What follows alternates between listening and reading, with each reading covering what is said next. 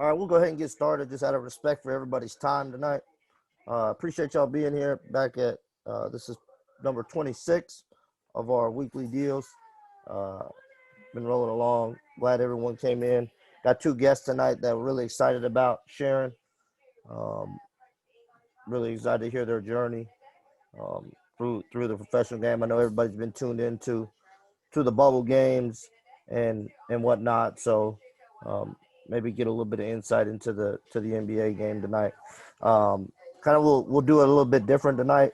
We'll have Coach Friedman and then Coach Allen share. Coach Forcier had to attend a family event, so he wasn't able to make it tonight. Hopefully get him back on in a future week.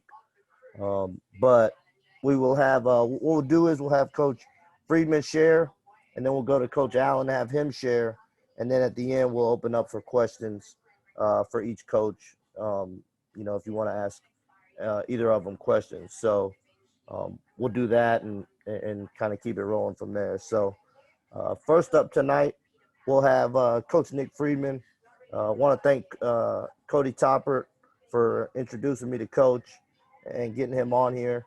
So really excited to hear from him. So without further ado, I'm going to turn it over to the player development coach for the Charlotte Hornets, Nick Friedman. Appreciate you, David. Really grateful for this opportunity to be on this panel with Jerome, somebody I have a lot of respect and admiration for.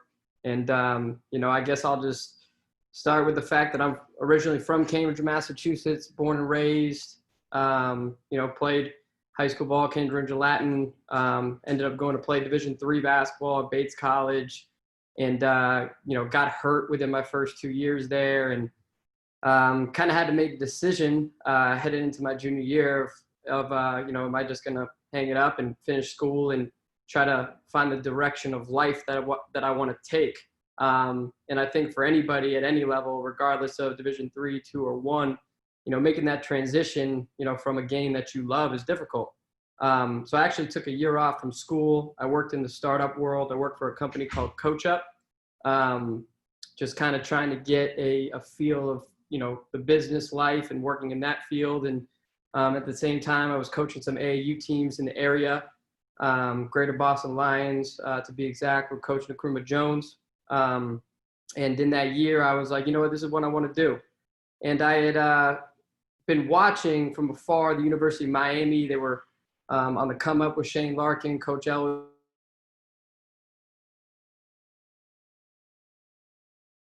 was doing a great job. Just in my life, I'd wanted to work for the Boston Celtics. I had seen some, Coach Larinaga's son, Jay, was working for the Celtics at the time. I had a lot of friends at the University of Miami just in, for life. And I was like, what, let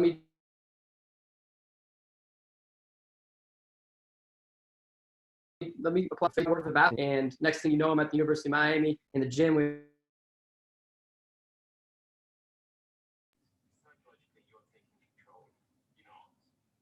Coach, can you hear me? Oh.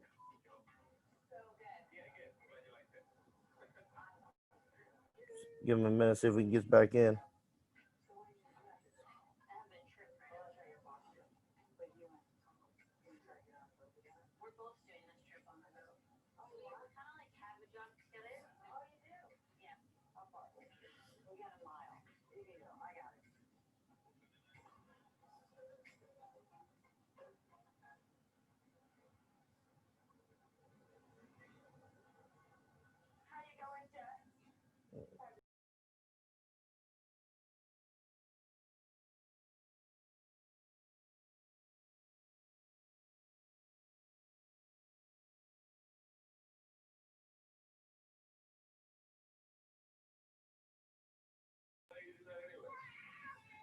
Said he's trying to get back in right now.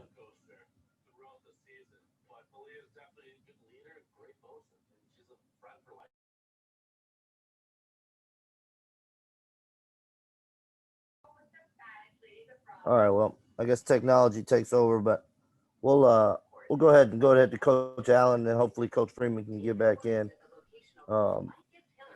So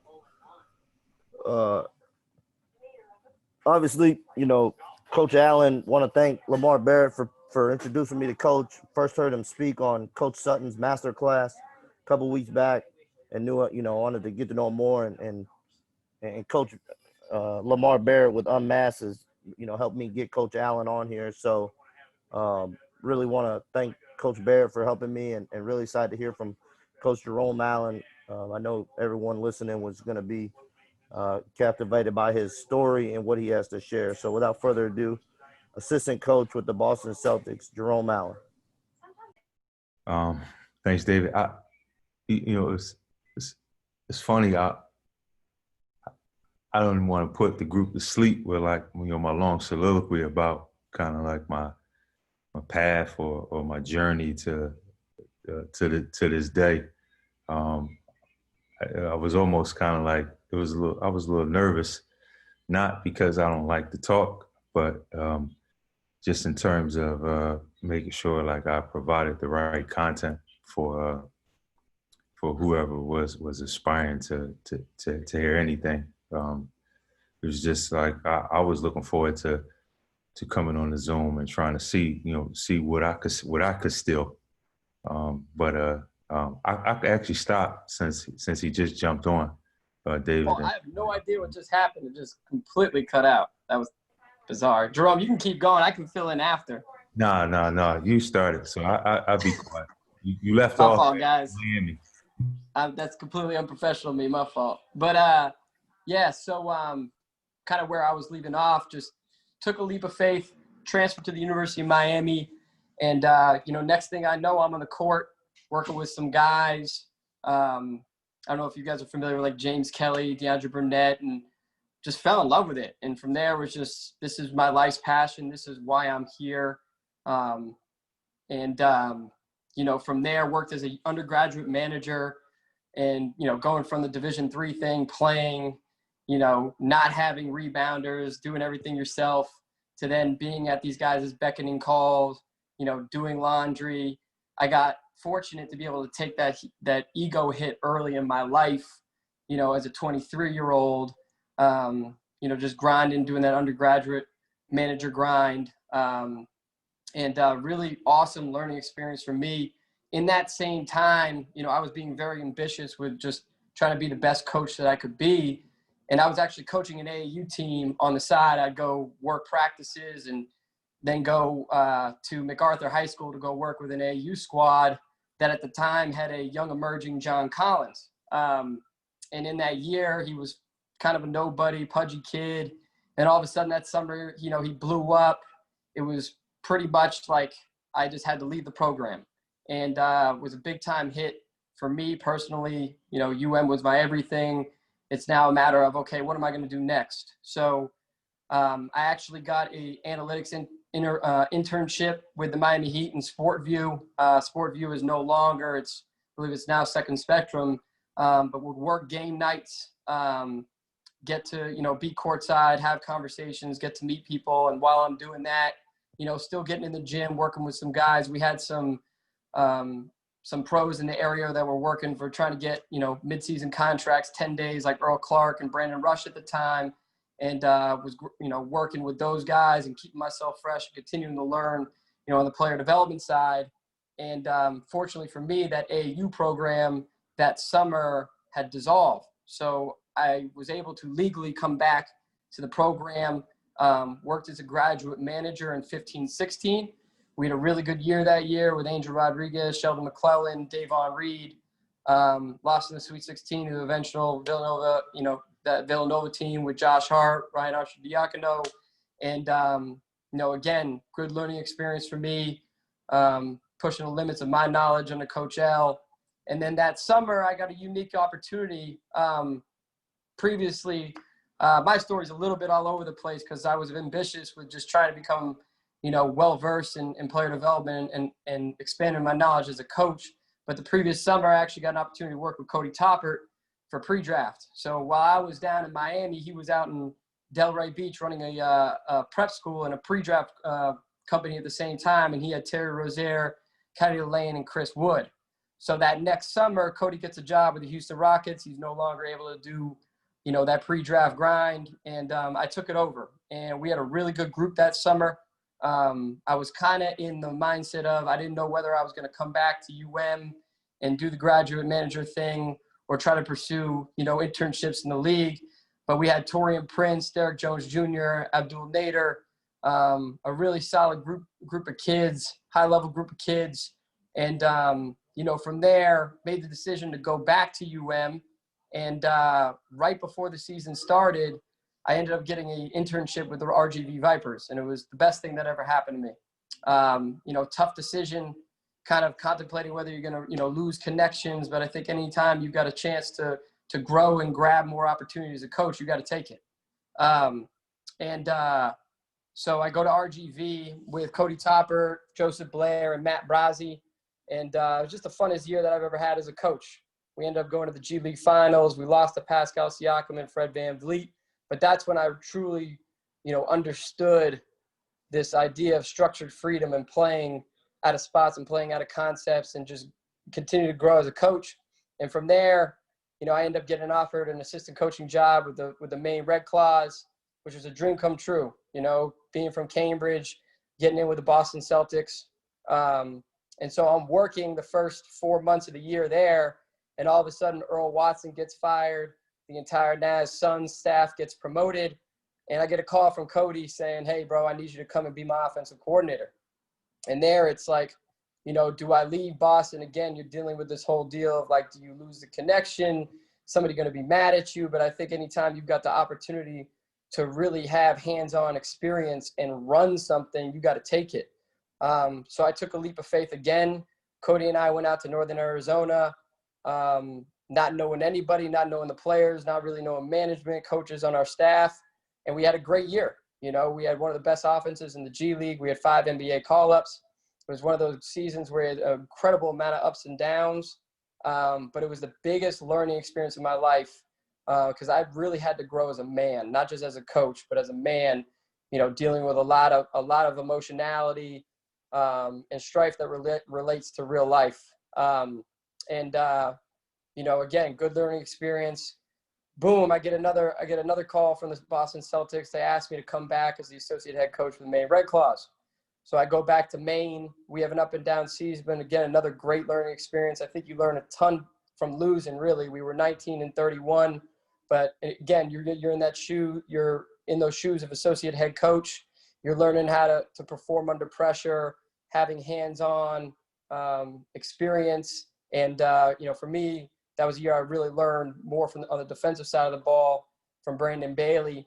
And after that, and all these years, the G League grind, right? You're on these 6-month contracts. So once that season's over, it's either you can pursue to go work for the NBA team in a non-paid capacity, or you continue to grow on your own, through whatever your individual coaching ventures are. And that's where my pre-draft came in. So that Northern Arizona after the summer or season in Northern Arizona, I'm back running pre-draft. And then that following year after Maine, I'm running pre-draft again.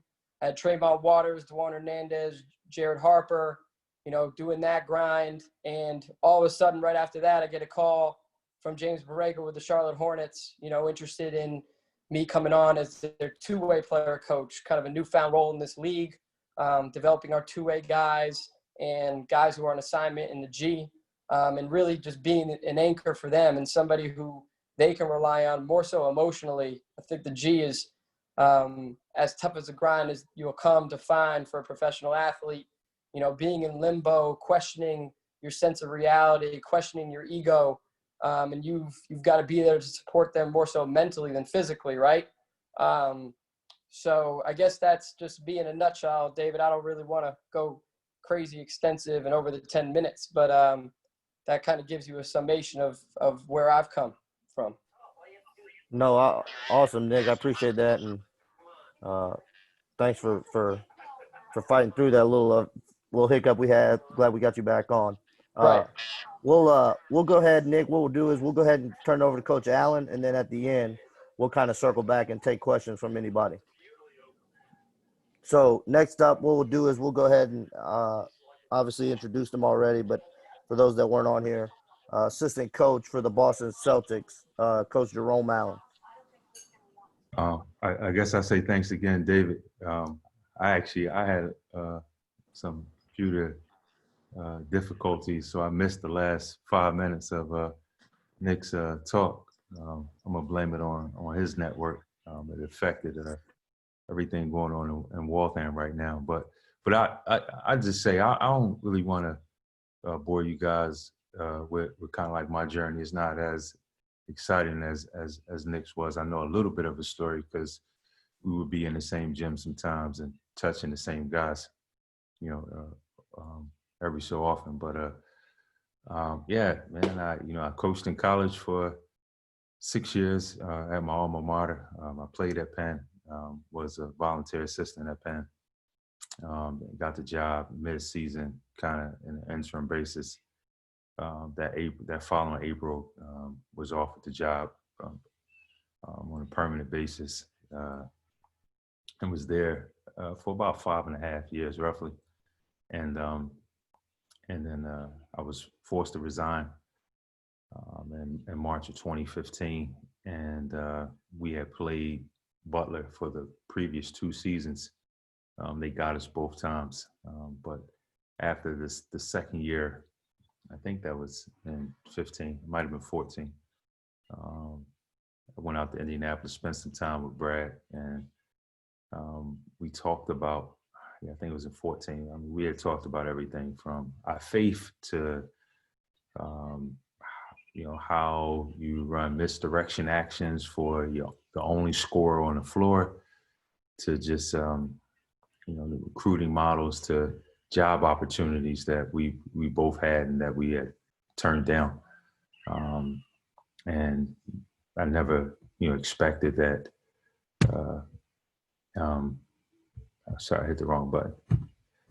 I never kind of expected to, coach alongside him. One day we were just kind of sharing stories, but lo and behold, after I was let go at Penn, that July, he had an opening on the staff.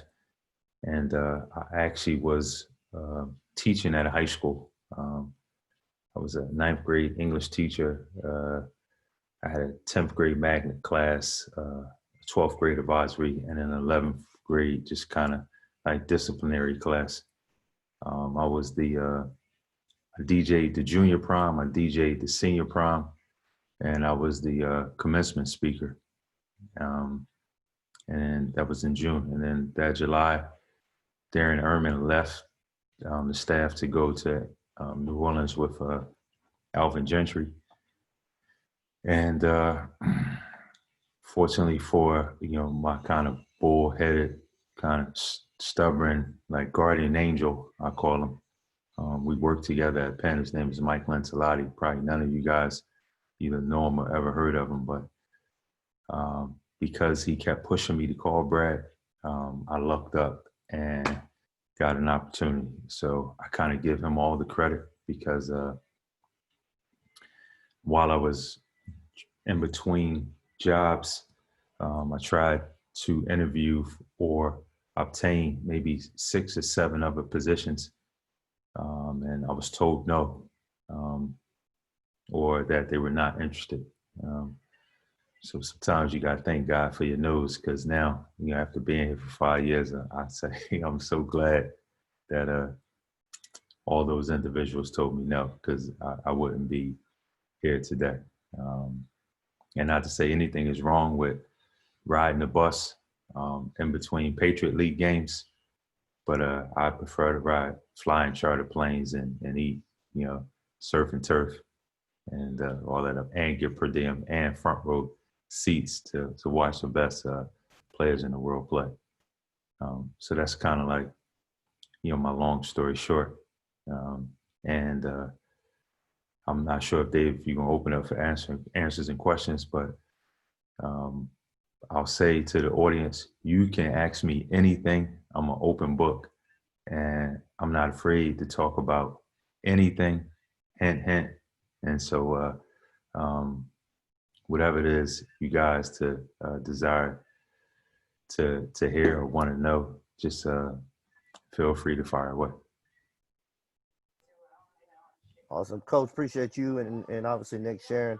What we'll do is we'll go ahead and open up for questions now. And obviously, If you have a question, just introduce yourself, name, and what program you're affiliated with and whatnot, and we'll go ahead and open up for questions. Safet, you had a question first?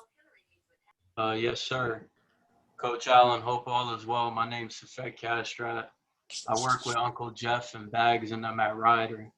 So it's good to see you. Quick question for you. So when you were coaching in the Ivy League, you know, what were some of the challenges that you had to embrace with, you know, your pool of recruits is much different than a Ryder with the academic standards. So like when you first got the job, what was your mentality?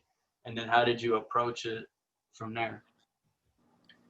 Well, the one thing I think I did a bad job of when I first got the opportunity was that I assumed that all the kids love the game like I did, right? And so that was probably the biggest adjustment, kind of really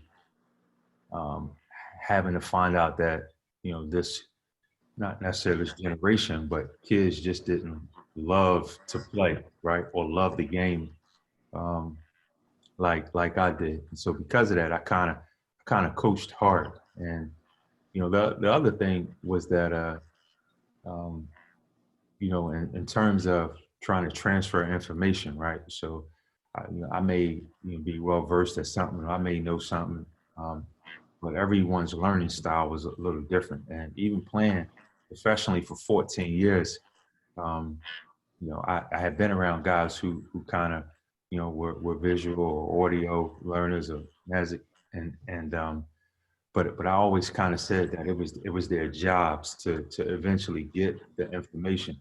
Well, it was a little different, right? And so my level of patience initially didn't match some of the young men's not so much learning styles, but just how they at the pace at which they grasp information. And kind of like the other thing I remember that stands out in my mind is that when I was at Penn, like, you know, like we won, right? So every year, Coach Dumpy, like we played Michigan and Ohio State and USC and Georgia, and obviously we had a Big Five schedule. So we played Temple and Villanova and LaSalle and St. Joe's. So it was like, you know, coming to Penn, like because we won, it was like when I would go out and recruit kids that fit our academic profile, I was like, you know, why would they go to any other school? We have the Palestra. We got a national schedule. We in top 10 in all-time wins in NCAA history. And I completely discounted the value of the Harvard brand, right? And so it's like Apple, Coca-Cola, McDonald's, Harvard, right? And no matter where you at in the country, like people recognize that brand. And so when I got there, you know, it was like, you know, with Tommy Amaker, he was recruiting all of these players and some were top 100s. And I just automatically assumed, I'm not worried about Harvard. They're going to come to Penn because, you know, we dominated this league and we had a Palestra and that kind of like, you know, took a couple years to, you know, to sit in and say, oh, wait a minute, you know, it's a completely different ball game now. And so those were kind of like the three things that I kind of had to, I mean, you know, it because of the academic index, it changed our landscape. It was kind of like we had to, no longer could we just recruit the tri-state area.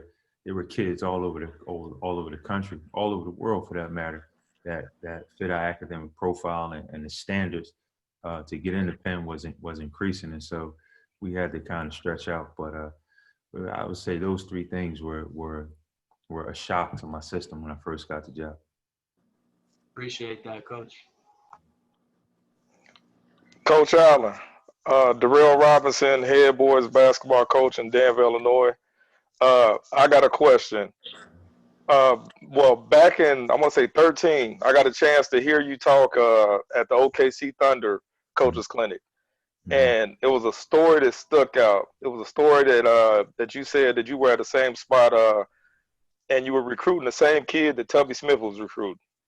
You know, and then Tubby had asked you some stuff, whatever, and then you gave him some information, and then he wrote it down. And you were like, man, this guy here is a national title winner. You know what I'm saying? If he's writing down and taking stuff from me, who am I? So you start taking around a notepad everywhere you went. Mm-hmm. Now, I do that to this day now. And I got a question. Since you work in the NBA, do you still carry a notepad? Well, I was starting to say two things. One, Uh-huh. I'm on it Zoom right now, and Hey, I'm with you. I told you I'm on it now. I got you. somebody's gonna say something that I'm gonna need to write down. Yeah. But two, so I don't know how often you watch us play, but Mm-hmm. I pretty much write the entire game every time we plan. I always have something to write on and write with, even in all our staff meetings. I'm just, even in the bubble, so I'm on the offensive side of the ball, and kind of myself and one of the other assistants are kind of responsible for all of our opponents' defensive analysis, right? And so during the game, I chart every offensive possession, what we did, what we ran, right? But also kind of like the themes of kind of like what I see, what Brad may say, what could be some potential adjustments at halftime, and not to say that I share all of these things with him, all the time, because there's so much going on and so many people trying to get in his ear, so that, sometimes it might just be, I might make a note to just the next time out, lean over and whisper something in Kimber's ear, or tell Jason Tatum to stay off the sideline when they playing step ups because they blitzing it. It could be anything. It could be an ATO that Brad ran that it might be a wrinkle he could add to it. I'm always writing something. It'll just be me because I never had I never have a defensive scout, but me seeing some things defensively to remind certain guys of certain things. They come together on the switches. You know what I'm saying? Or remember, stare to switch, or we got to connect and direct. We got to be better at the point of attack because we whack at the rim. It could be anything, but to kind of add on to what you said is that it doesn't make a difference where I'm at. I always have a pen in my pocket, even at my son's 5th grade AAU practices. Although they kind of drive me crazy, but that's Awesome. Thanks. I appreciate it, Coach. mm-hmm. You probably shocked that I had this pad here. Oh man, yeah. Hey, for real talk I was, but hey, I love it. Yeah, it doesn't really make a difference, like the level. I think the one thing that's important is that like we all had kind of like the spirit of humility, to where that we never think. I didn't know who was going to be on here. I actually, was going to try to steal something from Nick, whoever, Lamar, whoever had to talk, David. Somebody was going to say something tonight that I feel as though, I could not necessarily put in my bag, but that's going to make me a better coach. And so when they asked me to, be on here, I was like, man, why ain't never tell me about it beforehand? I would have just came in and just listened. It doesn't necessarily have to be about, like, I just try to take the approach like, man, I'm just Pooh, man. Like, what really do I have to have, not so much have to offer, but I just want to be the type of like coach, right, teacher, kind of leader that is always trying to just get better, and regardless of what setting that I'm in, someone can always teach you something, and it doesn't make a difference. Like I'm confident. I think I'm a pretty sharp dude, but I could always be better. I think that to piggyback on that too, like just from my interaction with you, Coach, being in Boston that 1 year and being in the preseason and remembering one of the strategies, essentially if Terry Rozier had you as his guy, you have 2 more, coaches, video guys, whatever it is, kind of in that group of development.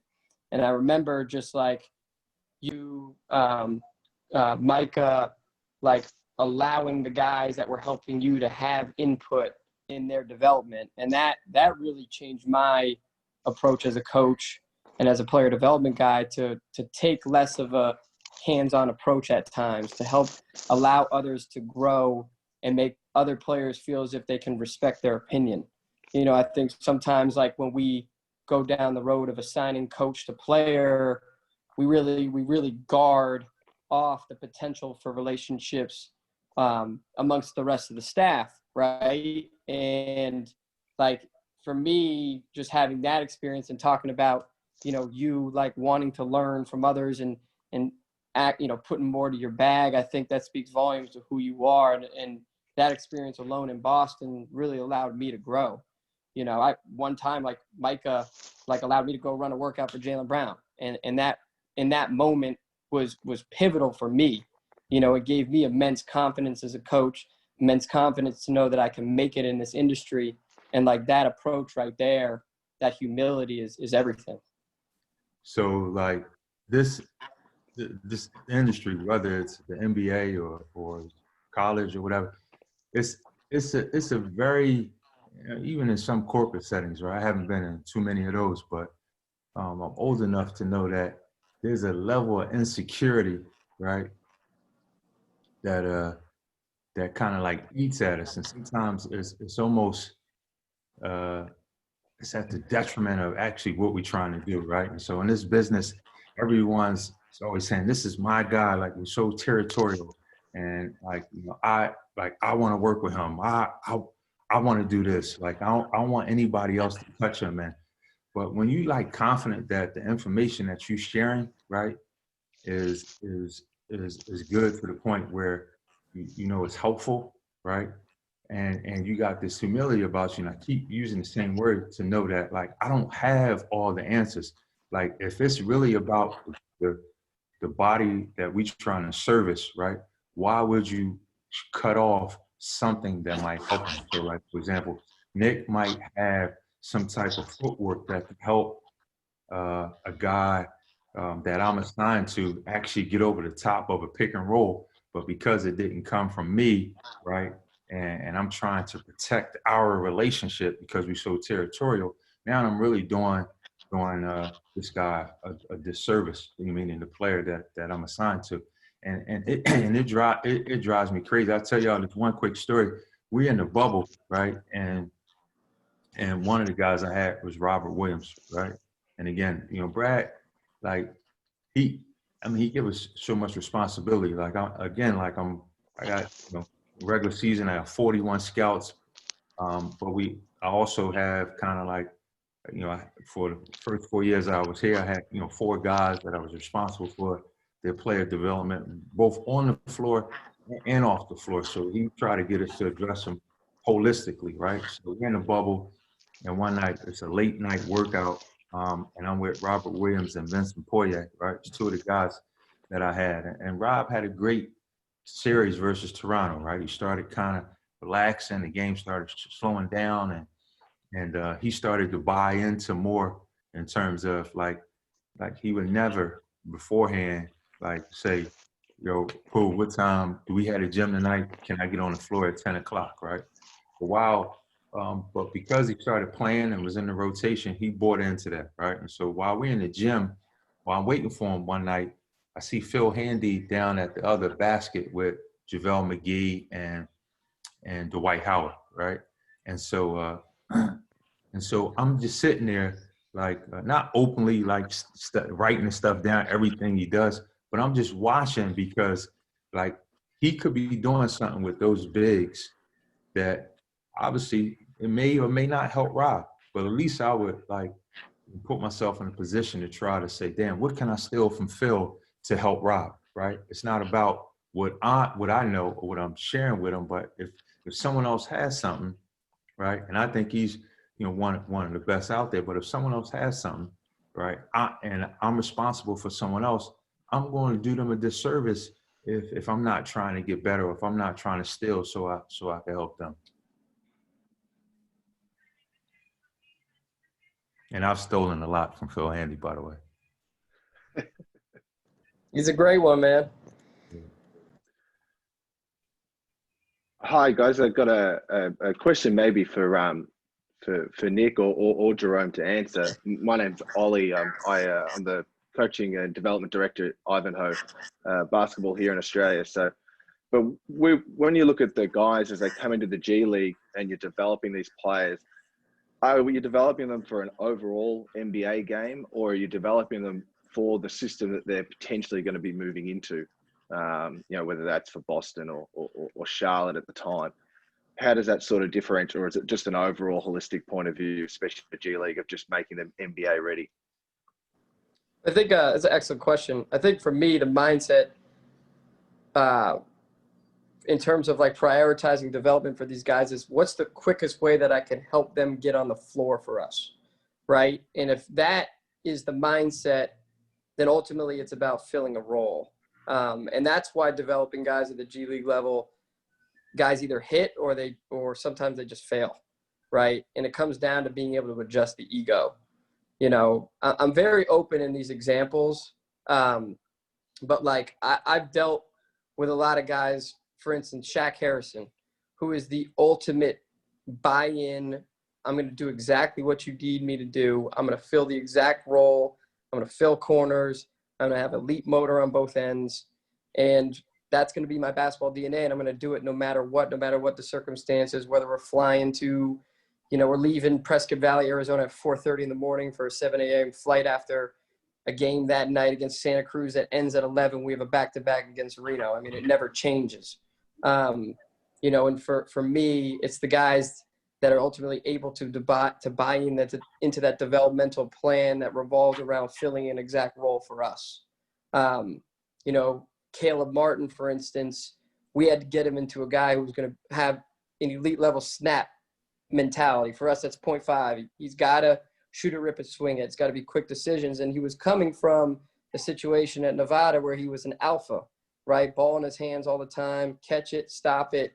And as good as he was, and as much as I thought he was an NBA player, it didn't fit the role for us, right? And if he couldn't get out of that mindset and adjust his ego and have that willingness to understand that I have to change, then he can't get on the floor, and ultimately I'm not doing a service for him. So for us, it was, okay, anytime, regardless of him going for 30 or 40, right? If those habits weren't there, we're not developing them correctly. And it was a struggle. He would have those games where he would have those 30 balls, but it wasn't the right way. And until he figured that out, he wasn't going to make it. And ultimately, it took him 18 games to get there, right? And then those last 10 games to finish, boom, bought in, made the adjustment, and was able to actually finish a game with a 23-point performance, against the Atlanta Hawks, right? And changed his career simply off that buy-in. And whereas you've had a number of guys, it's tough, like PJ Harrison, for example, who, you ultimately try to develop him under that role player mentality mindset, and he can't handle it. The ego won't allow him to, right? He won't allow himself to accept that criticism is correction, right? It's not an assault of character, right? You have, the guys, I think the NBA does an unbelievable job of, and head coaches in general, of hiring guys that genuinely want to see these dudes achieve the best versions of themselves. At least the coaches that I've had the pleasure of knowing, the Jerome Allens, like these guys are here to not assault your character. They're here to get you into a position of playing as quickly as possible in the NBA, right? And so ultimately, I think to answer your question, it revolves around helping these guys fit that role versus developing their overall game. And then once they get that opportunity to be in the league, that's when the development, okay, we take that next stage. I can't, with Jalen McDaniels, right, as much as I want to develop him into an all-encompassing handler, if he's high volume turnover in the NBA, he can't play, right? So it's baby steps, it's progressions. I think the Miami Heat do an unbelievable job of it, with really just, progressing development year by year, month by month. Derek Jones Jr. is a great example of a guy. But yeah, ultimately, I think it revolves around role. Nick, how's the feedback then transferred, I guess, up the line? So I guess if you're working with a guy, his improvements coming along. Obviously, there's numbers can be seen on the floor, but the floor doesn't always show everything from a development point of view, especially if he's a guy that maybe fits a certain mold that a team's looking for. Is that a discussion between yourself and the coaching staff? Or how's that information transferred? Well, ultimately, it's about providing the player that information, right? And for us, Yep. We would have, very frequent, essentially developmental check-ins, whereas, okay, we put together our plan of development to start. We check in after game 15. I'm a big video guy, so it's not overwhelming dudes, but it's, okay, in this area as a shooter, we need to emphasize more catch and shoots than dribble pulls. Here's examples as to why, okay, what do our rim decisions look like? Just like pinpointing small adjustments in these guys' games, not overwhelming them, but kind of monitoring it that way. I think we have to always be very careful with how much analytics we introduce to these guys. It's a matter of not making them overthink, but also I think, positive reinforcement is everything in this league, especially in the G League, because you're dealing with such an emotional roller coaster of a year. And if you throw the kitchen sink of negativity at these dudes that can't handle it, and they won't listen, right? So it's okay. It's about what battles do I want to fight. So just making sure, like, whatever analytics you do introduce, it's like, okay, if this is an area of improvement, how do I shed that in a way of like, okay, we have a lot of room to improve here. It's just a matter of you fully buying in, right? I think that hopefully that answers your question. Yeah. I don't know if that was the line. But no, fantastic. Yeah, thanks, yeah. Nick. Coach Jerome, I have a question for you. First of all, it's great to talk to you again. My question is, can you talk about that transition from college to NBA, that your first 100 days with the Celtics? Everything I thought I knew, I found out I didn't know nearly as much as I thought I did. And a lot of it had to do with objective, right? And so here's an example. So I played and coached, right? And in college, in Europe, and in the NBA, right? And so the fusion of all 6 of those settings, right, is what I try to kind of use as kind of like, what drives me to kind of like see the game and connect the people and all this other stuff. But when I first got here, after playing I say professionally probably for 14 years, right? In college, we play a middle ball screen and the big would roll and another guy will replace, right? And so kind of like the first day of practice, we start going 5-on-0. We ran a middle pick and roll, and the other person that was on the opposite block from the big that sprinted up to the screen shorted the action, right? He came to the same side of where the ball was going off at. And so I'm standing in the back, my arms fold. I'm quiet, but I'm like, that's not right. Like, guard can never turn the corner. Well, I waited and I asked Brad, I was like, what's the reason for bringing the man to the ball side, right? And he was calling it short, right? He shorted. And he was like, because the objective is to play on the back end through the seams to see if the opposite corner man is going to pull in, right? Or if he's going to stay there, we're going to get a roll dunk, or we're going to get a single side bump because he's lifting. And if he's cheating, maybe we can get Marcus Smart on a backdoor lob, right? And so I'm using that example to say that the objectives in the NBA and the spacing, right, made me kind of shift the emphasis of offensive execution, right? And so the game is still, you want to play good defense, you want to rebound, right? You want to get back in transition, you want to get layups and get fouled, and that doesn't change whether you're playing 5th grade AAU, high school basketball, college, or the NBA. but the objective of the things that you're trying to execute changed. And so my first 100 days was really about understanding the objectives to the point where that I could get on the floor and teach, right? Because I knew what Brad was trying to get the guys to understand. And I'm like extremely anal, right?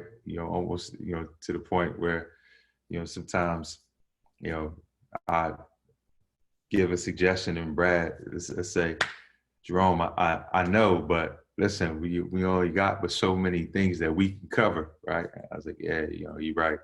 We talking about, one example, we was talking about running a counter to an ATO that he ran, and it was after the game we lost, and then he went on the board and said we gave up 42 points, and off of offensive rebounds and transition, right? Transition defense.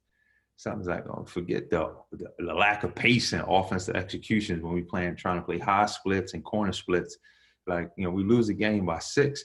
If we just cut that in half, we win the game by, double digits. So just trying to like pick and choose what you take to them, right? Sometimes it just be that simple. Just box out and get back in transition, as opposed to like me running up in his face and Brad, they don't understand why. Like, we gotta execute the details and we gotta play with pace and we gotta cut the score, all those things. But my biggest kind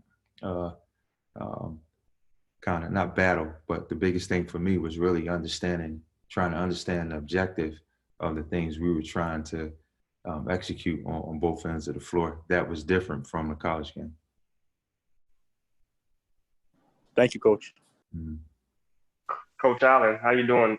This How is you King Misping, assistant coach at Florida Atlantic University. First, man, I'm doing good. I got a chance to see you walking outside the palestra. I think you were catching your train to practice. I was going to recruit, and I'm like, man, is that Coach? And I didn't really know who you were at the time. I just looked you up, see Coach at Penn. I was like, man, the head coach at Penn is catching the train to work. That's pretty awesome. But the question I have for you is, one, can you talk about what inspired or who inspired you to write your book, which I'm about to order pretty soon here? And the other question is, what would be your game plan, or what was the game plan for the Lakers if you guys would have won offensively, and if some stuff that you would have did defensively to try to win that series? I'll answer the second question first and then go back to the first one. I think obviously, like, I cannot watch basketball for entertainment anymore, right? And that's a luxury I think a lot of people have that I wish I still had. And it's hard to, again, like I said, to sit at, my son's 5th grade AAU practice and not see 11-year-olds run the lane and then cut on a 45-degree angle once at the free throw line extended, or if a guy picks the ball up in a 3-on-2 drill at half court and the man tries to dribble past him as opposed to hitting the head, and now they're playing 2-on-1, right? I'm crazy, right? But I'm saying that to say that, and watching the finals, I could talk to you. I don't know if there's enough time on this Zoom, but I could talk to you till I'm blue in the face about every possession on both ends of the floor, in terms of like the one thing I use this example. If I'm doing a post-game edit, right? Most of my post-game edits take about 3 hours, right? And they probably could take for an hour, maybe. I'm not gonna say 45 minutes, but it probably could take about an hour and 15 minutes. But I may watch one possession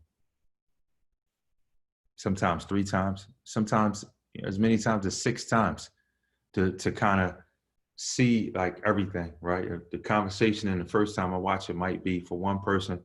The next time it might be for the overall team objective. The time after that, it could be for another person, or it may be for a couple or whatever. And I think, with the Lakers, it's like, I mean, every team has some holes. I won't bore you exactly what those holes were, but as you see, like, it wasn't outside of the last game. Every game was a rumble. Even when Dragic and Bam Adebayo went out, Exposure did a hell of a job of just keeping his guys intact. They stayed in their system. They defended. They helped at the nail. They helped off the elbows, right? You put it on the deck. Everybody was coming. They multiple effort defenders. They were scrambling, trying to run you off the line. They knew who to close out short to.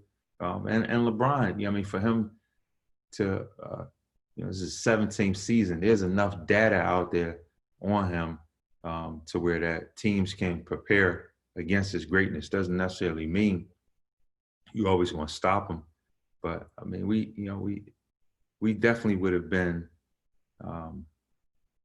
prepared to make them work. But I can't take anything away from Miami. We didn't get that opportunity because they beat us, and so yeah, that's kind of like my 2 cents. The other thing about the book is that I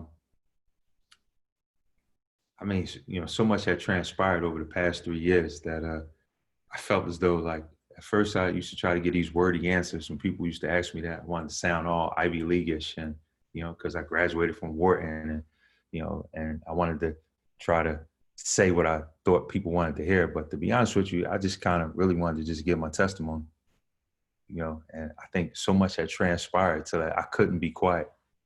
And it all started to make sense. It's not a sports book. It's not a book on spirituality. It's not a book on leadership. It's not a book on failure.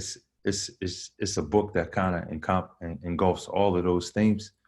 And I keep scratching my head about the story, not because I penned it, not because I'm Maya Angelou or Dan Brown or Malcolm Gladwell, anybody, but it's just, I don't think Disney could have wrote the script.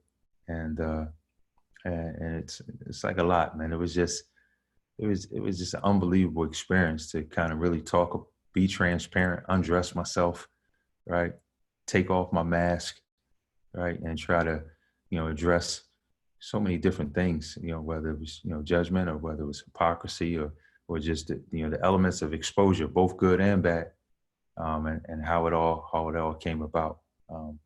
But the last thing I say about that is when first couple of drafts I wrote to like a like-minded group. Yeah, God is good, isn't he? He got into a self-created storm and managed it. Yeah, right. And then I was like, you know what? I'm gonna write to the critics. I'm gonna tell why I did it when I didn't really want to, because I didn't want to try to justify my actions. And then finally, I just wrote like to every human being, trying to address the sins of our heart. And if they, come out at the wrong time, it could cost us a lot. It almost cost me my witness, almost cost me my freedom.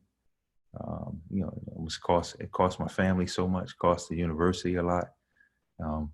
But somebody told me that there was going to be someone waiting for me on the other side of the storm. And so I just, I thank God that he deemed me strong enough to endure. But yeah, so it's kind of it. Coach Allen, Dilip Bhatia from Marist. How are you doing? What's up, Dilip? I'm good. Hey, before I ask the question, I wanted to shout out Lamar. I'm repping his gear tonight on the shirt, so go support Lamar with his brand and his show if you haven't. But question for you, Coach Allen. Obviously, your time spent as an assistant, at the college level and as a head coach, and then transitioning to the league. I worked for Eddie Jordan for 3 years and learned so much from him about just the NBA. And my question to you is, regardless of level, high school, college, or when you get a chance to be an NBA head coach, what are 3 things that you've learned from your transition to at all the roles that you've had? When you become a head coach again, regardless of level, what are 3 things that you think you've grown in specific areas that would help you become successful again? Well, the first thing is mental health is real, right? I came from an era that you know, my coach, you know, friend in college, Fran Dunphy threw a trash can at me, right? Don't tell him I said that, but no, that's true. I come from an era like where you know, this whole mystique of what, you know, somebody's soft, somebody's not getting it, you know, you call them soft, you call them dumb, you call them stupid, you call them, like, you use words that are so demeaning, right? That sometimes those be the things that block you from really reaching someone, right? So that mental health is real. It's always about service. It's always about the guys or the girls. It's never really about you.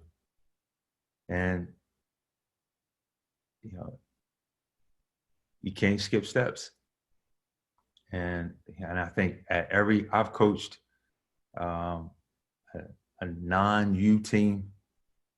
I've coached girls soccer. I've coached high school AAU team. I've coached a college team. I've coached an NBA summer league as a head coach. I've coached as assistant coach in the NBA. I've coached as a head coach in Europe. And I've coached as a head coach in college. And it always comes back to the details and your ability to transfer information over to every type of learner really will kind of determine your success in life. And if you know, players don't believe that you generally got their best interests at heart, then you'll never be able to reach them. And I think that's important. I had a guy my first year in the NBA who could not watch a negative clip of himself. He never wanted to see himself missing a shot, turning the ball over. And it blew my mind. I'm like, you know, this man made millions and millions of dollars, and he still had this element of insecurity about him that would affect the very next possession, meaning the next game. And so what did it do? It forced me to really study mental health that following off season, because those same things that I didn't think existed at this level were going on in college, and I blamed it on something else. So I know that was probably like 6 things, but those 3 things are important. Mental health is real. You can't skip steps, and it's always about service. It's always about the group, the young men and women that you have the privilege of leading. Thank you. Mm-hmm. Hey, Coach. Go ahead. Oh, my bad. Hey, Coach. My name's Jonathan Finkel. I'm an assistant coach with Moravian Prep, the national team down here in North Carolina. But I'm a Philadelphia guy and Temple graduate, so I know all about the Big Five and Coach Dunphy. Was a student manager for 2 years under Coach Dunphy. Great opportunity. He stopped throwing trash cans by the time he got to the Temple. Nah, he was very much more calm. Back in the day, he was about to kind of phase. He was ready to kind of sail off into the sunset. So a little more calm. But my question was, what was kind of that aha moment, like, wow, I've made it to the NBA. These guys are pretty good. It's actually like I'm still in that moment. After even after 5 years, I obviously, I started when Terry Rozier was a rookie. And so it was Terry, Avery Bradley, Marcus Smart, Isaiah Thomas, Kyrie Irving, Marcus Morris, Rob Williams. Like every day I was in a bubble, right? And people was asking me, oh, it's crazy. You guys are, down there. And it was, I know you guys are mentally down. I was like, listen, over 42 million people applied for unemployment. I got an opportunity to still go to work. Like, and they giving us 3 meals a day and per diem to be here, right? And the weather is way better than it's in Boston. Now, I miss my kids, my family, my wife. But even with that, like I had my wife and my youngest son had a chance to come down to the bubble at the end. Like, I can't believe it. Like, I'm a assistant coach for the Boston Celtics, and they pay me. And this level of gratitude that I have, even before all of my dealings with the FBI and all that stuff, it's like I never wanted to lose sight of that. And so, like, I'm still living my my aha moment, and I don't think I ever want to lose sight of it. I'm gonna say this to Pooh first, and then I'm gonna go to Jerome, and then I'm gonna go to Nick. But I've never had too many regrets in life. Probably one of them is Jerome Allen called me probably 8-9 years ago and asked me about coming to Penn with him, and I let someone else talk me out of not going with him. I probably wish I would have made that decision to go with him then. So that's the one thing about Pooh. But then Nick, I got to apologize to you because I remember you was running around a scrawny kid up in Boston, coming to top 100s when you mentioned Nkrumah Jones, and I remember you was down in Florida. So I'm kind of proud of where you came from when you were playing with Nkrumah Jones, the Greater Boston Lions, and then for you to go into Bates, and then now working in the NBA. I want to say, can you talk about your daily routine a little bit, with your job? Yeah, well, Coach, I really appreciate those words. Like, those years coming up, man, at Eastern Invitational, like, it made me who I am today, and you were, to this day, I remember seeing you at CP3 camp, last summer, and being able to revisit on that. And, so much love to you, and thank you for everything you've done for me. But in terms of my daily routine, I think this quarantine, this weird world that we're living in has really helped me find balance. And I think, like, I had always been a guy of, like, just kind of like inundating myself too much with the work, too much with the grind, and not, not placing enough emphasis on my own health. Right. And for me, like Coach said, mental health is a real thing, but I think it's one thing we neglect a lot as coaches. And, now my daily routine has always revolved around me getting my own work in first, right? Let me get my work in, let me get my run in, my weights in, and then hit the computer, hit whatever I need to read, get on Zooms with the players that I need to get on with showing them film. Obviously, we're living in a bizarre world right now, but adjusting to that, but more or less, like, attacking myself, and then getting to my work, which really revolves around, I typically try to watch one game a day, and I'll break it down and just, whatever I like from a player development perspective, a play call perspective, a concept perspective on either end, clip it, put it into my own edits. And if I like it, I'll find a way to send it to a guy.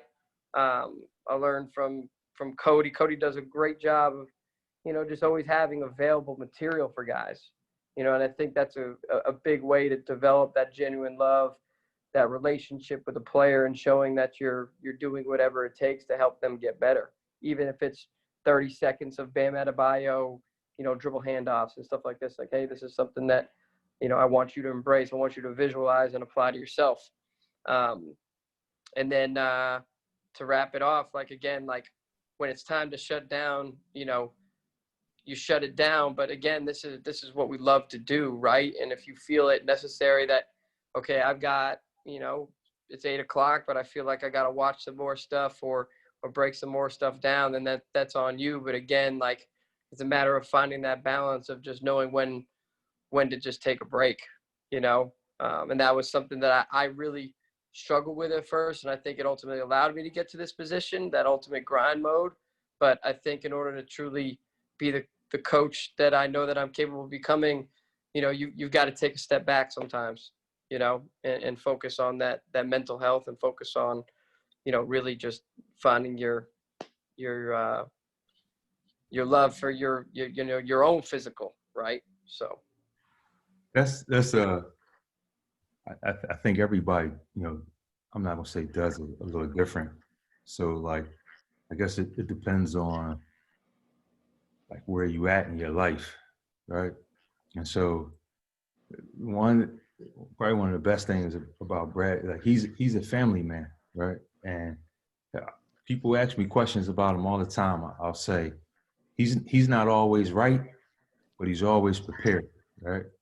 And he's going to know your stuff better than you. I don't know how many times we were in a bubble and I can't remember who we was playing. He drew up 2 of their ATOs, and our huddle, guys. This is what.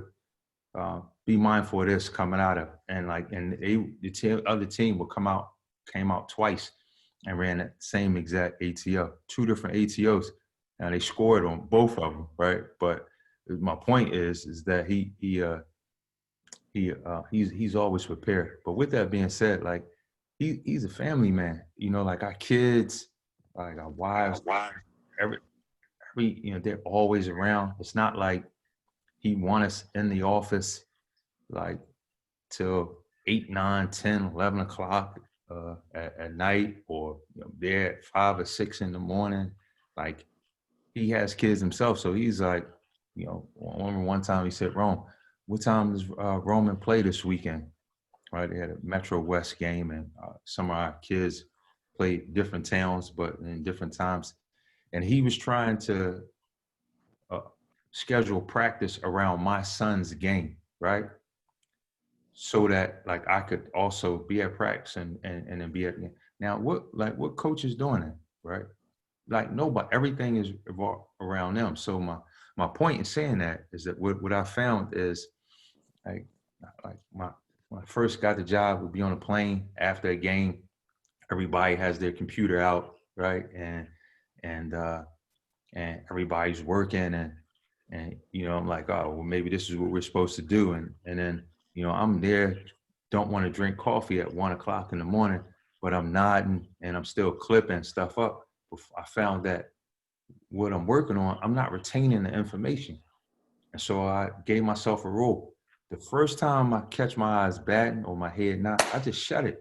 It's not really about like, let me prove to everybody that I'm a hard worker, I'm working hard just as them. Like I work for a guy who trusts me and he know that I'm gonna get my work done. So how you gotta find out like what works for you. It drives me crazy when I come into the practice facility and I see a guy sitting down like on the practice floor with his computer out, like so that everybody could see that, look, I'm here working, right? When they got a whole office like upstairs, and it's not like necessarily, you know, for show. Like, you know yourself, you know, like, get your work done. Like, and you know, the biggest thing is like with the guys, you gotta develop a feel. Sometimes you gotta like know when you can hit them with the information and footage, and when you like, I know they ain't trying to hear this shit right now. I ain't even gonna bother. I'm gonna save it for like, or sometimes they gotta be like, no, I'm not showing them the footage. I'm gonna have a conversation with them about what I studied, right? Don't necessarily always gotta be like, I got the information and I'm gonna share it, and then I'm gonna email the coach and tell them I got, like, nah, man, like you gotta have like a pulse with you. There's a human element to like being real. You know, like if you got the relationship, you know how God work, like, you know, work through that.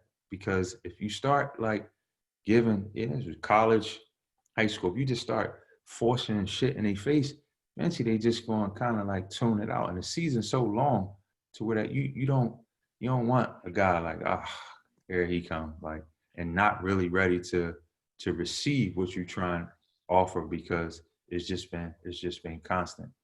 And that's kind of like, and I'm not saying that's the approach it should be, but that's been my approach, and it's been effective. from my I love that comment. I think like ultimately we as coaches, right? Like the goal is to help these guys fall in love with that process, to fall in love with watching film, to fall in love with, okay, I've got to go back to the drawing board and figure out a way to get better. And I think like when you take that, approach of not, overwhelming these guys here and there and having that feel of when it's appropriate, when it's not, when it simply comes down to just having a conversation, right? And how do we achieve that? And like Jerome said, it's feel, it's knowing your boundaries and knowing when, to give them that information, I think it's not to cut you off, Nick. We had a guy, I don't want to say his name, on here, right? And I said to him one day, and he wasn't, as you said, like my guy, but we talking the game. And I said, you missing some of the progressions when you out there, right? And I said, did you watch the game? And he was like, yeah, I watched my shots, right? And it was like, you watched your shots? He said, yeah, I watched all my shots. I said, well, how did you get the shots? What happened in the action? Right? Where was the second defender coming from? Right? When you got to the elbow and you ripped through right, did you see the guy in the opposite corner? Or was you just focused on, like, you didn't kick your leg out enough when you shot the fadeaway? Like, what was the action? What was the play call? Like, how can you manipulate the action so that you can get to your spots? What's going on? Why did you start, in the corner, right, on the call? Like, do you think if you would have cut through harder, would you be able to leg whip and penning underneath the rim? Like, you just can't watch your shots. Like, I missed it. Because that amount of information can be given to you, just the shots, right? And so, like, it's a guy who is becoming a professional, but is not there yet in terms of taking ownership to watch the game, right? Isaiah Thomas watched the game, right? But probably in year 2 or 3, he wasn't there yet. And so sometimes it might not just be, I got the clips, I'm gonna show you this, we need to work on that. It might just be that conversation with, like, listen, you guys start taking ownership and your own thing, because you have the information, you watch the game, right? And they haven't. So that now when you put them in a position where they starting to watch it for themselves and they coming back and they got questions or they asking about certain possessions, then that just opens the door and you can hit them. Nah, motherfucker, like, you cutting through half-ass. You ain't played with no pace off the ball. You just standing there. Look at your posture. You straight up and down on the catch. Like, you ain't get it, so you throw your hands up. Right now, you're not ready when we get the offensive rebound and they kick out. Or you complaining about getting the ball, go get it off the rim. Like, push it. All right, you ahead of the ball. If you sprint and get to the corners, maybe you'll get more corner threes. Or if you sprint ahead of the ball, now you can sit down and post up before the defense gets set. As opposed to just like saying, I got all the information, I'm gonna give it to you. Eventually, in their careers, put them in a position where that they take the ownership, and now it's like this is a partnership. Let's figure it out together. In my daily routine, Lamar, is I start on my knees first and foremost every day. Right.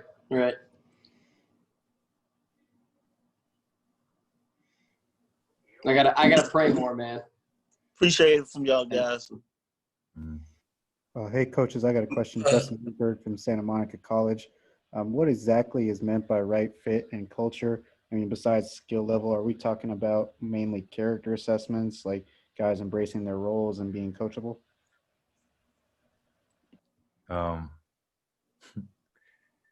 So in college, right, you recruit the players and you develop the relationships, and you got them 4 years. Or, I know the transfer portal is off the charts now, but that's a different story.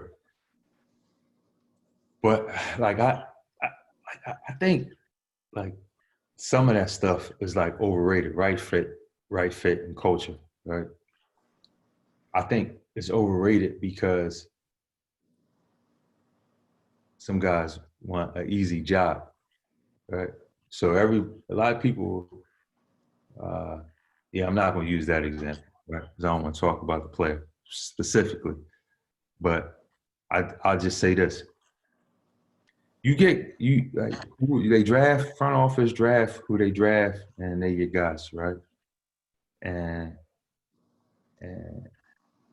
some guys buy in faster than others. But our jobs as coaches is to figure out how to get to these guys so that we can get them to help push the organization forward, right? That's our job. Whether I like a guy or whether a guy is difficult to deal with or not, it's really not up to me, right? It's trying to figure out how I can get him to help to help us. And some are more challenging than others, but at the end of the day, if you're really about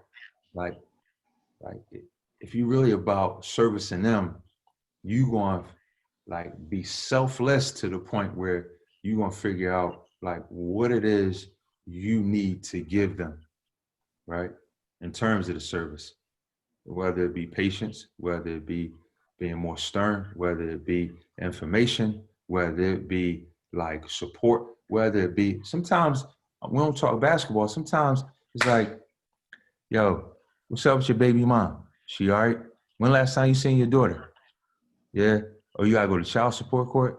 Oh, that's crazy, right? Or sometimes it might just be like what you do last night?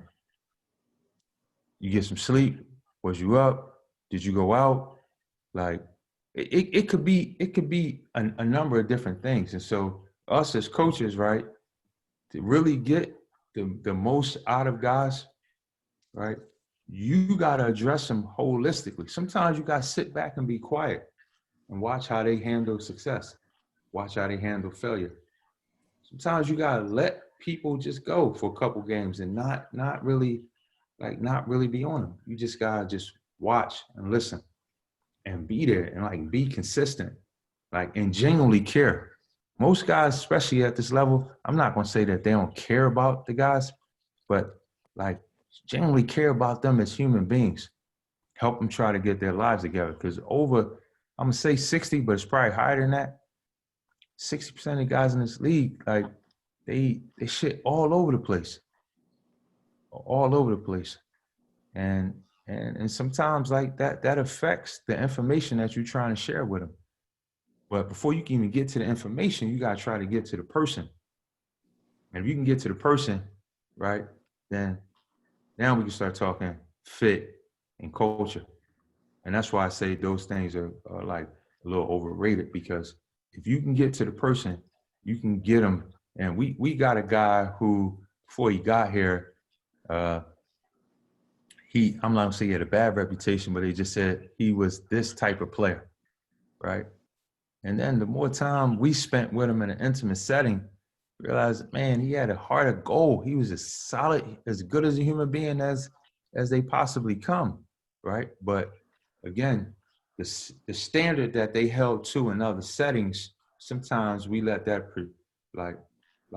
influence or affect our biases once we get them, right?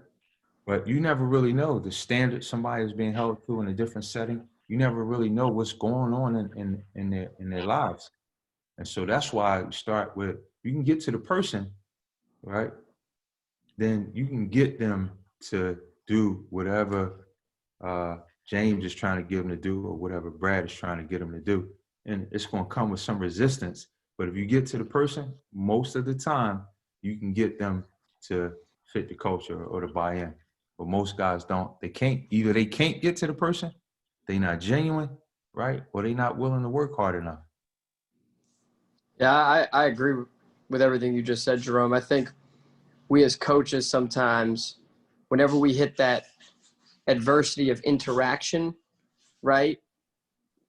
And, players, resist us and resist the coaching that we're giving. We in a way are quick to give up, right? And not take into context, like you said, the background of somebody's life. The majority of the times we're introduced to these guys, and I haven't known you for more than a month. You know, like when I came to Prescott Valley to go coach Josh Gray, I hadn't known him for a single day in my life. You know, this is a guy with an incredibly tough background that didn't trust anybody, to be honest with you. And if the approach is to just automatically label him as a bad dude because he's not in the now listening to his full, you know, capability, then I'm not doing my job, right? I'm not serving him. You know, you're going to have to fight those battles, and time again, it's going to feel like it's deja vu, but, you know, you keep pushing through and you keep showing that genuine love, you know, and ultimately it becomes a thing of, okay, now I can trust you, right? Because you can fight that uphill battle. I think you make an unbelievable point there. It's something we all have to keep in perspective because we don't know what these guys go through. You know, we don't. And you have to make sure that, you know, you show constant love and positivity, but keep it real at the same time. Right. But again, like just not being too quick to typecast or judge prematurely, you know, before you really get to know somebody. I'm 47 and I've been married 22 years, and my wife's still working on me, right?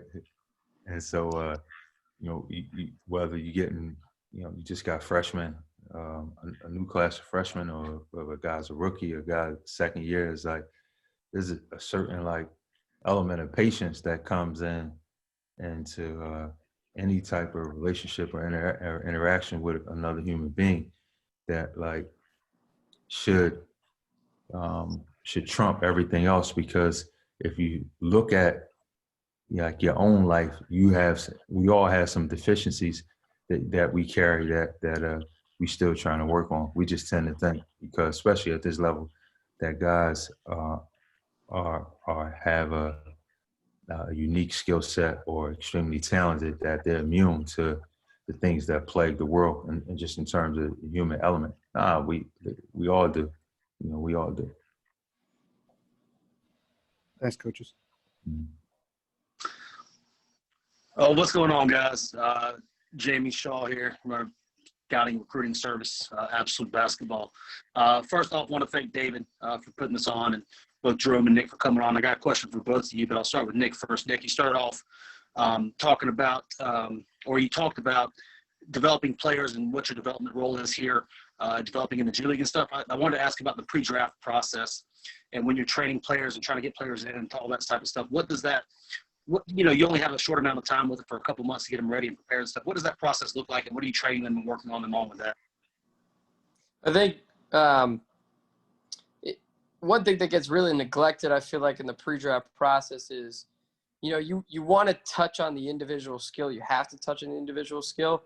I think, you know, there are ways to tweak a guy's jump shot just enough to make an adjustment that helps them improve. But again, those are some things that you have to be very fragile with, because you are working with a guy with a very short period of time, and confidence is everything. But really, it's just a matter of the conceptual aspect of the game, the understanding of spacing, IQ, playing with quick decisions. Like, how do I integrate all of that within the lens of my individual skill development plan, right? Especially even on the defensive end too.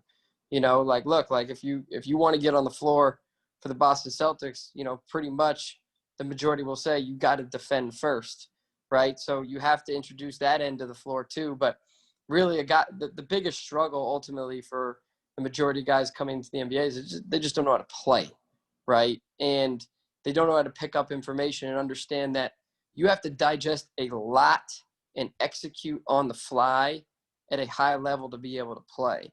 You know, for us, Borrego runs very intricate ATOs, right? And if you can't execute off the board, you know, it's tough to get in. So, like, okay, as a pre-draft guy, you know, how do I incorporate that element into when we are playing 5-on-5? Like, can I, as a coach, not only be able to improve by giving these guys ATOs in between, you know, water breaks, but at the same time, that's a skill, right? To be able to execute off the board. So through the pre-draft process, for me, it was taking it more so from the lens as a coach than as a trainer. So I think more or less just from a conceptual, you attack the conceptual rather than focusing everything on, combos and so forth, but incorporating it all within the concept itself, if that makes sense. Yeah, absolutely. Thank you. And Jerome, you had mentioned earlier that you just love information. You're a glutton for information and stuff. You always write stuff down. What are some go-tos for you, whether it be podcasts or books, whatever the case? What are some go-tos for you where you can always find, good information that you keep learning from? I listen to TD Jakes. I read books. Like now I'm reading books, 2 books at it right now at the same time. So I'm reading Black Brothers Inc., right? Which is about like Philadelphia Black Mafia in the 60s and 70s. And I'm reading Solving the Riddle, which is about a guy who used to run this basketball league called Total Response in Philadelphia. I try to, I know Mike Lancelotti just came on. He used to call me the book collector, right? Because I used to always ask him what he was reading and then just try to grab books. And he's always asked me, did you get to them yet? I was like, nah. But, my thing is I'm not like a big podcast guy, but like I listen to Michael Waldron, Billy Curtis, TD Jakes. I read all the time. I read Planet Purpose in the Bubble. I read, Michael Eric Dyson's Made in America, Jay-Z's Made in America. I just read again, the ego is the enemy. Like I'm always, trying to read stuff that I think, some for pleasure, but, some for just to kind of like learn.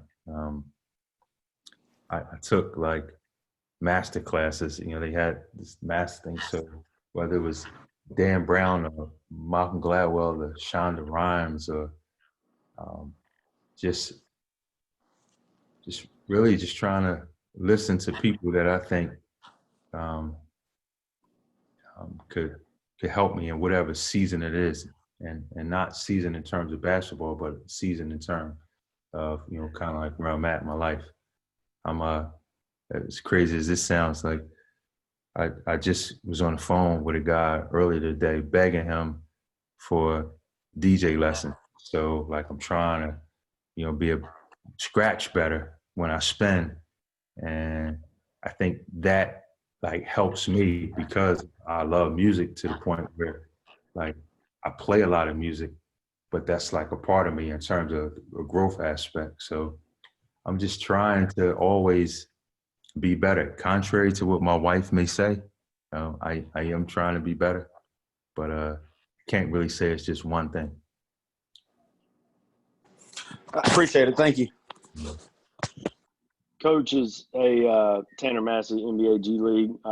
Coach Allen, I don't know if this will pertain to you as much since you just got out of the bubble, but Nick, what are you doing kind of right now with your guys being in a bubble with them in Charlotte to now them being away? How are you touching your guys, through film or Zoom, but then how are you helping them develop like skill wise? Is it more of what the team's looking at, what they're looking at individually? Just because, we got a lot of time till perhaps next season starts. So kind of where's that balance? Yeah. It's a tough dynamic right now. I think one thing that I've tried to be creative with from a film perspective of is, when I'm watching a game, right? And I watch Jimmy Butler not make a mistake per se, but like in my mind, use like a counter or a move that I think he could have potentially not used or gone with something else. Like I'm pulling that clip and I'm putting together an edit of okay, Jalen McDaniels, if you were in this situation, because we're trying to emphasize like 2-foot finishing with him, right? If you were in this situation, like what would you use, you know, and putting together clips from that perspective, not of like all of the positive things that you want a guy to emulate, but things where, okay, if you were in his shoes, what would you revert to? And then, you know, for guys like Caleb Martin who potentially struggle, you know, who do struggle with consistently sprinting the floor and spacing and holding corners and so forth, you know, showing guys that have not, you know, who don't do that at a high level, and, you know, saying, okay, you know, is this the right way to play, right? Like if you were in their shoes, do you think this is acceptable? If you want to be a full-time, you know, rotational guy in this league or potential starter, like, you know, would you do this? You know, so for coming from that perspective of not necessarily always showing, you know, positive emulation clips, but then putting these guys in positions to maybe really, like Jerome said, take ownership of the film, right? And really watch with a different perspective. Because I think ultimately, like, sometimes we show all these like great, you know, clips of guys doing things at a high level, and it can get a little bit monotonous in some ways. So that's just how I've tried to challenge guys there.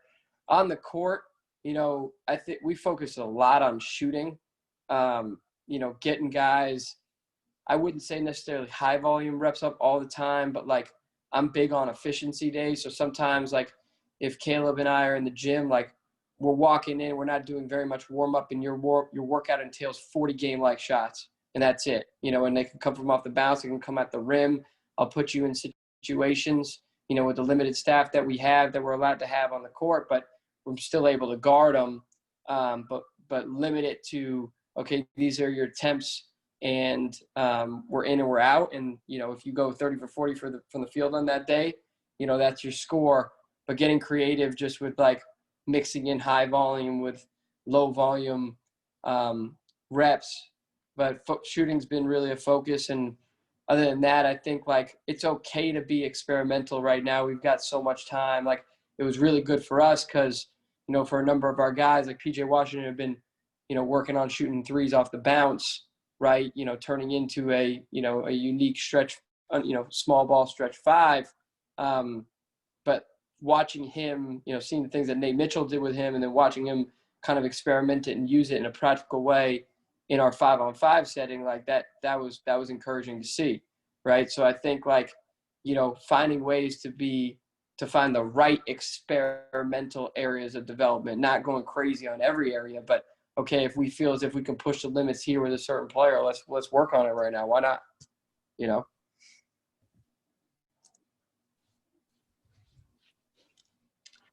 Awesome. Thank you. Yep. We got any more questions for either of the coaches on here?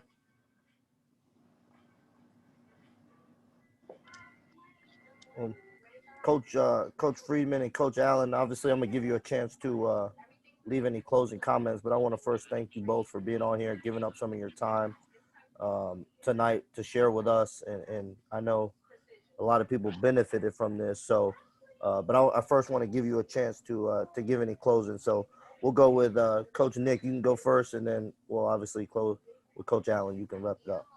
Yeah, this was dope. I really appreciate it. You know, sincerely, like anytime I've got the opportunity to talk hoops with Jerome, it's always a pleasure. So thank you, man. Like learned a lot tonight myself, and you know, I didn't really have an opportunity to speak on this much, but I've been involved with the Haitian national basketball team since 2015. I started a nonprofit in 2018 called USA for FHB. Our initiative is to raise money for the Basketball Federation in Haiti so that they can support a national team and support youth activities in the country. I don't know how much you guys all know about Haiti per se, but it's one of the poorest countries in the Western Hemisphere. Typical Haitian operates on $2 a day, and they don't believe in sport per se. The government doesn't believe in sport per se as a resource that can uplift somebody from an educational or socioeconomic standpoint. And as a result, they give no money to the sport.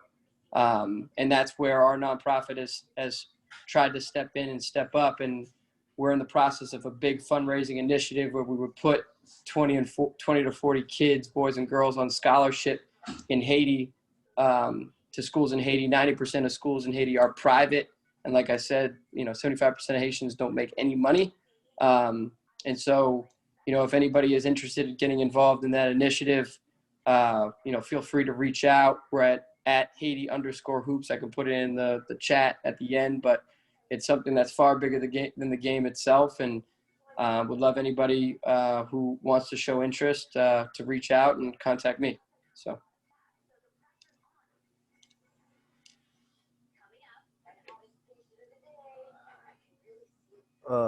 Thanks, Nick. I appreciate that a lot. And obviously, yeah, if you definitely want to put that info in the chat so people can keep in touch, you feel more than welcome to. For sure. Thank you.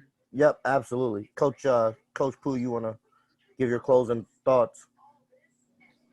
Yeah, I don't really have any closing thoughts. I just say I appreciate the opportunity to share. I'm glad the faces that I can see didn't fall asleep, when I went off on all my long soliloquies. And if I could ever do anything for anybody, feel free to reach out. I'm an Eagles fan, so we only one game out of first place in the division. We're still gonna win it. Trying to think what else I could add. Yeah. Damn, I see some. He said "boo" in the comments. That's crazy. But yeah, no. Thanks, David. I appreciate you. And yeah, like I said, if I could ever do anything for anybody, feel free to reach out. Absolutely, Coach. I hope you didn't mind. I put the link to your book in the chat, so if anyone wanted to check that out, obviously, you had mentioned that. I didn't know if you wanted to add anything else on it. Yeah, it's crazy. I wasn't, because I didn't want anyone to think that me coming on this platform was self-serving. So the fact that you did it, I appreciate it. But like, I would have been cool with just coming on and rapping and listening to the questions and listening to Nick. But since you put me in that position, I'm gonna just say that it's a crazy story, man. Like, again, I'm not begging for the support, because I'm chasing New York Times bestseller list, but it's an unreal story about just like God's grace and mercy and some of the elements of the things that some human beings struggle with. And if you get a chance to read it, check it out. If you're struggling and you need a free copy, like, I'm that type of dude, because that's how we was raised in North Philly, where I will mail you one. But that was a shot at Lamar and the DMV, but that kind of went over everybody else's head. Thanks. And Darrell, you messed me up with that Tubby Smith, comment, and the kid that I was down there to see was Charles Buggs, and he ended up going to Minnesota with Tubby too. So we did not get him. Mm-hmm. Awesome. Well, again, I appreciate Coach Nick and Coach Pooh for being on with us tonight, and all really good stuff. And I know a lot of people got a lot of good notes to apply and take to their journey. So obviously, thank you both again, and thank you everyone for being on. Another good week. We'll kind of keep it rolling as long as people keep showing up. So with that said, I hope y'all have a good rest of your week, and we'll see you again next week. Thanks, David. Appreciate you, man. Thanks, guys. Appreciate it, fellas. Akeem, I still